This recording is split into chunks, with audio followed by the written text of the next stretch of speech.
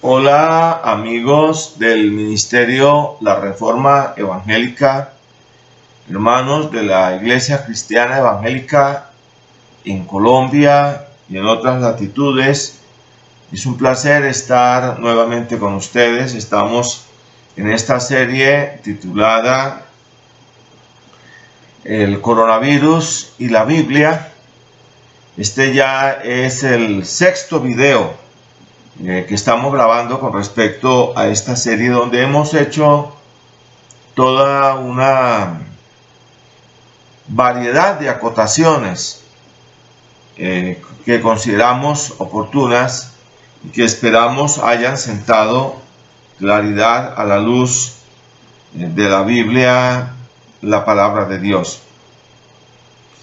En esta ocasión comenzamos por decir que en nuestro pasado video estuvimos viendo cómo el concepto que tiene el movimiento de la fe, de lo que es la fe, no es en sí el concepto bíblico, sino que es un concepto de origen hindú-budista, pagano, que ha sido introducido camufladamente, muy sutilmente, al credo general de la iglesia, pero que no es el concepto bíblico, es decir, el que la Biblia nos expresa sobre lo que es la fe.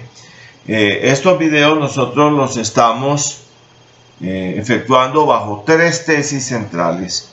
La primera es que la pandemia del coronavirus es un llamado al mundo en general al arrepentimiento. Esa es la primera tesis. La segunda tesis es la pandemia del coronavirus COVID-19 es un llamado del Señor en ley al arrepentimiento a la iglesia evangélica y a la consagración.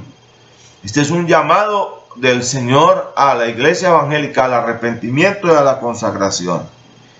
Y la tercera tesis que estamos esbozando aquí es que el movimiento de la fe, que es un movimiento mundanal laodicense, es la nueva Roma, y hasta el COVID-19 en el seno de la iglesia evangélica con sus herejías y prácticas antibíblicas, la nueva Babel. Y antes de continuar y a fin de sentar mejores luces en lo atinente al contenido de este video, debemos decir que hay a grosso modo una especie de credo general del movimiento de la fe, porque los líderes de este movimiento, ellos creen y enseñan la fe en primer lugar. La fe no es una actitud obrada por Dios en la persona a fin de que ella confíe en Él, sino una energía inherente al ser interior mismo de ella, para que ella la active por el pensamiento, el habla y la visualización positivas. Eso más exactamente se llama el nuevo pensamiento y es de corte pagano esotérico. En segundo lugar, ellos enseñan la deificación del hombre, es decir, que el hombre por sí mismo es un ser divino, que el hombre como una creación de Dios es un ser divino y por lo tanto todos somos divinos y todos tenemos poderes interiores divinos. También ellos enseñan la deificación de Satanás, es decir, que Satanás es un ser divino y por lo tanto él tiene poderes divinos.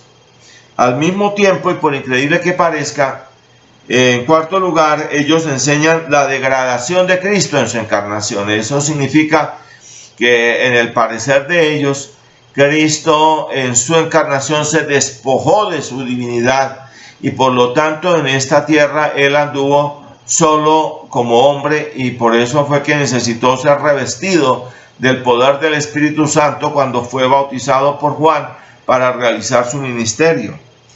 En quinto lugar, ellos enseñan la redención de Cristo en el infierno.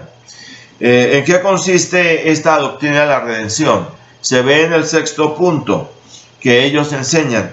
Ellos enseñan que Cristo fue degenerado, es decir, que Cristo, cuando nuestro Señor murió en la cruz del Calvario, la redención no fue obrada en la cruz, sino que la redención fue obrada en el infierno, y Él fue arrojado al infierno, y Él fue degradado de su naturaleza a la naturaleza demoníaca, y que literalmente Cristo asumió una naturaleza satánica en el infierno, y que luego Él fue regenerado para ser sacado de allí. Él fue regenerado para luego poder resucitar.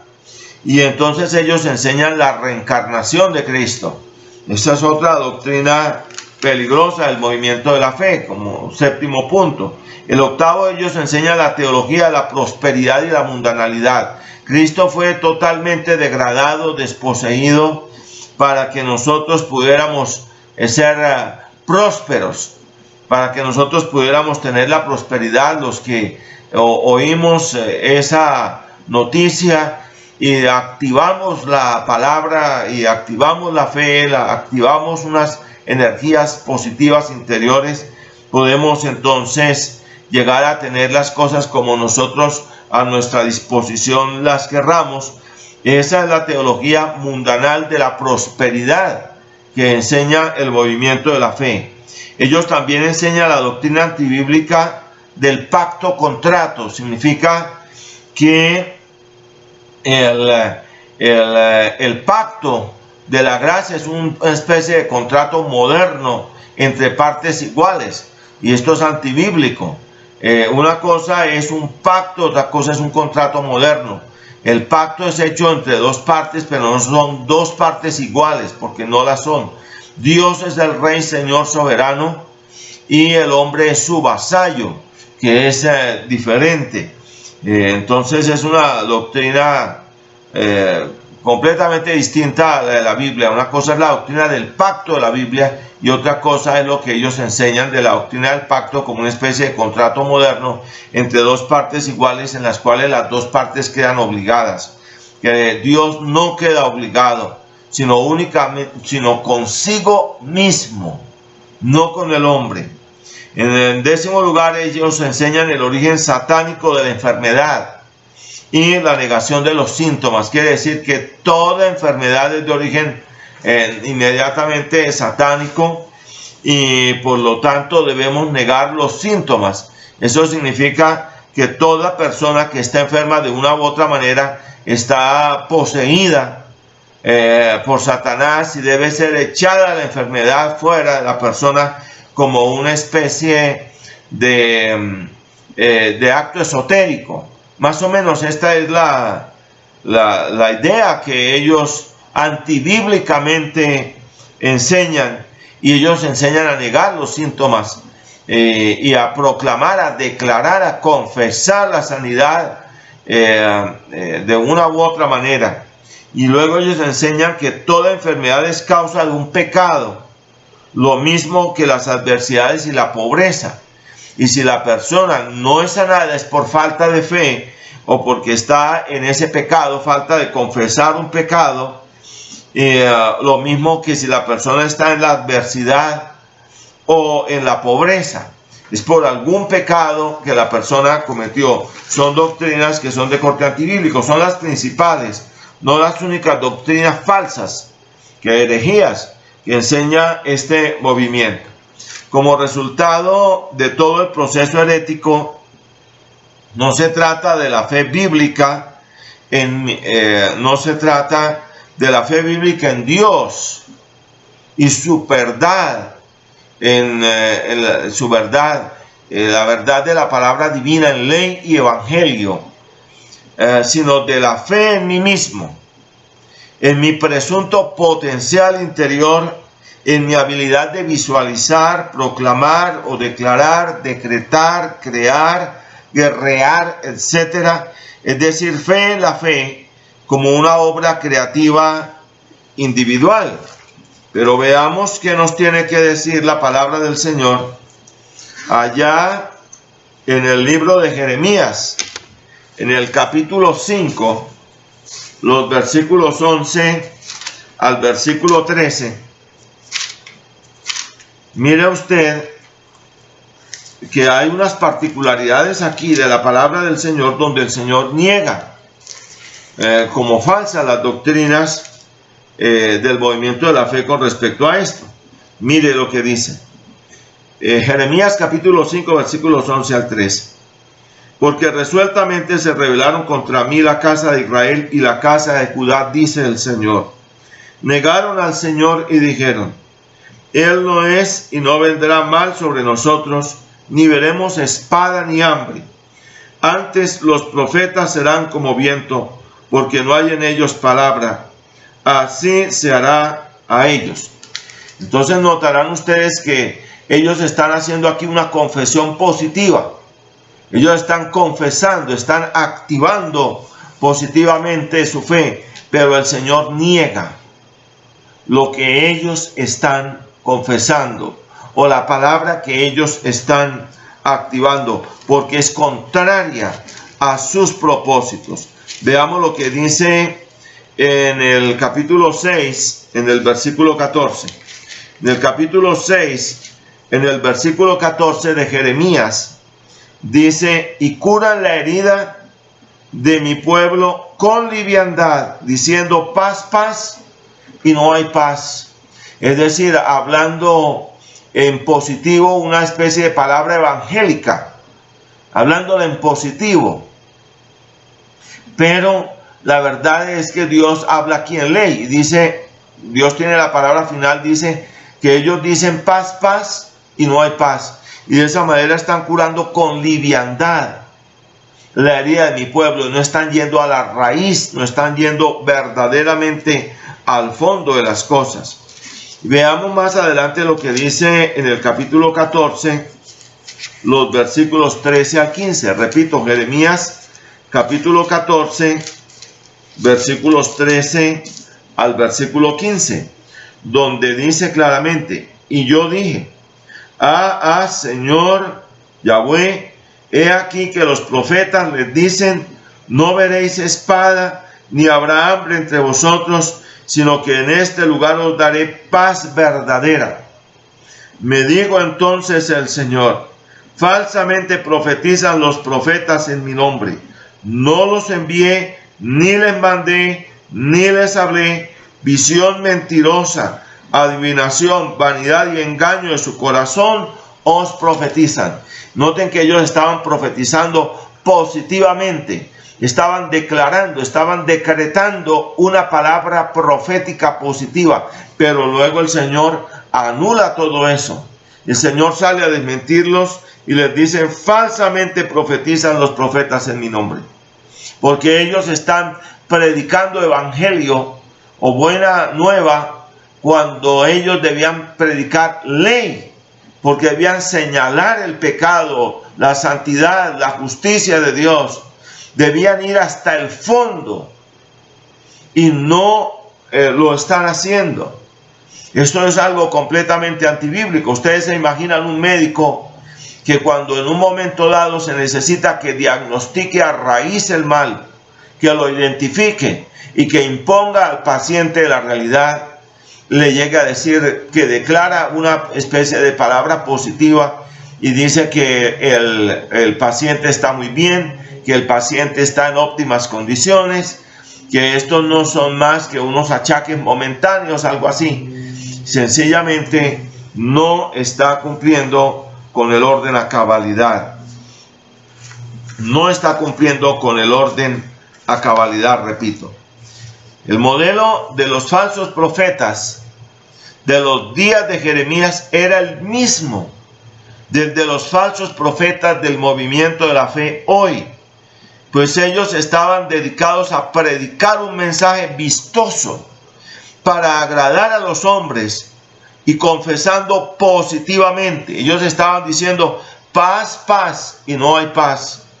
Ellos estaban diciendo: Nabucodonosor no vendrá a Jerusalén, y Judá no caerá en manos de los babilonios.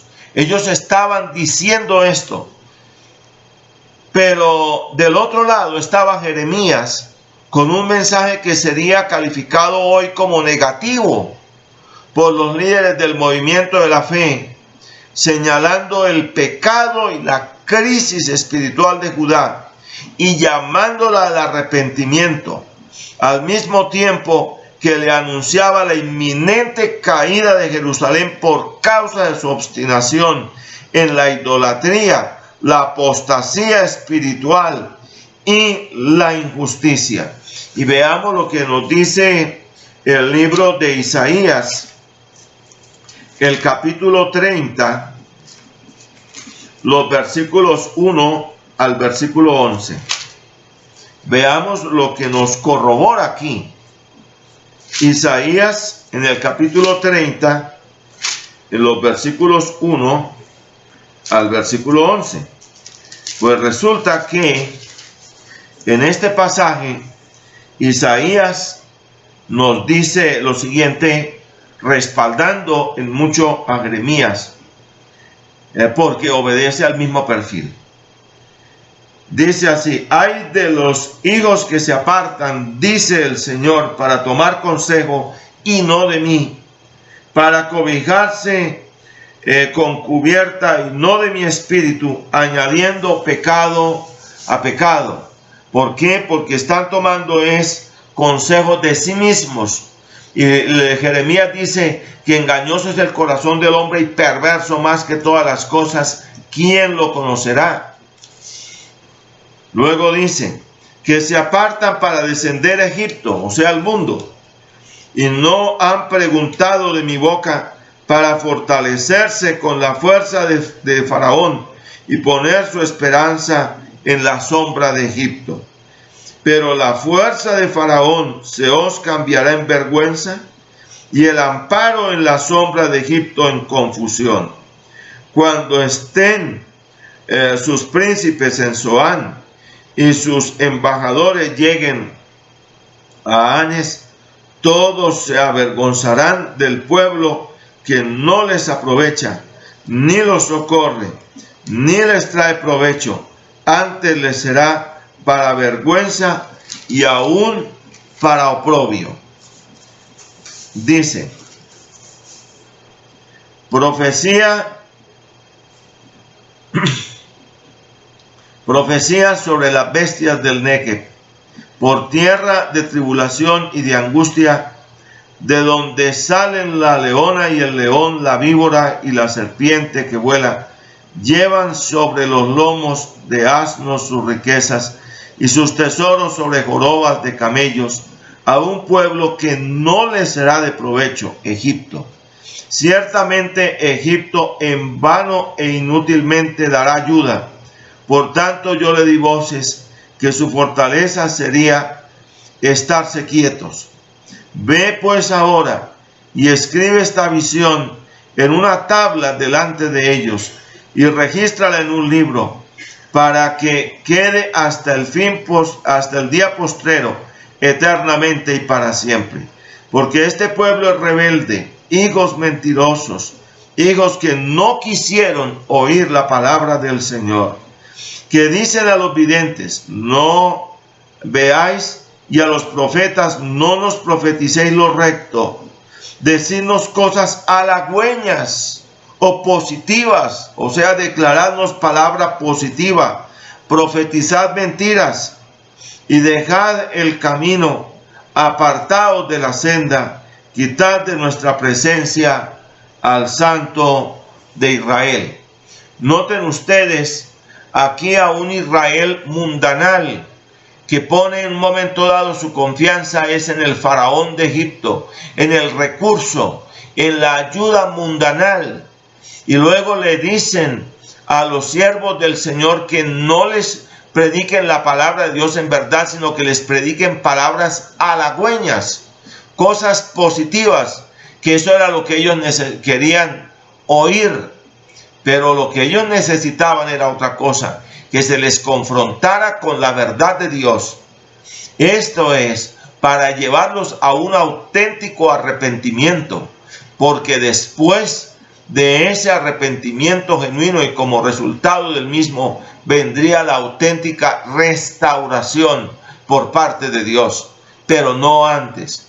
Así que, mis estimados amigos, aquí tenemos nada más por el Antiguo Testamento toda una confrontación del Señor en ley a el pueblo de Israel que se ha desviado hacia una palabra mundanal, halagüeña, como lo que sucede hoy con todo ese desfile del zoológico del movimiento de la fe, declarando palabras positivas sobre nuestra América y sobre el mundo, cuando esta nuestra América no se ha arrepentido, no se ha vuelto al Señor de corazón.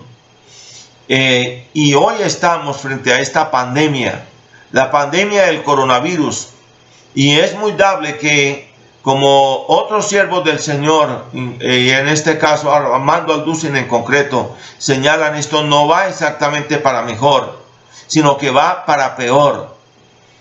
Y entonces, mis estimados hermanos, nosotros los llamamos de verdad, de corazón, a un buscar al Señor, y como lo dijimos, en este caso concreto, la pandemia del coronavirus COVID-19 es un llamado del Señor en ley al arrepentimiento a la iglesia evangélica.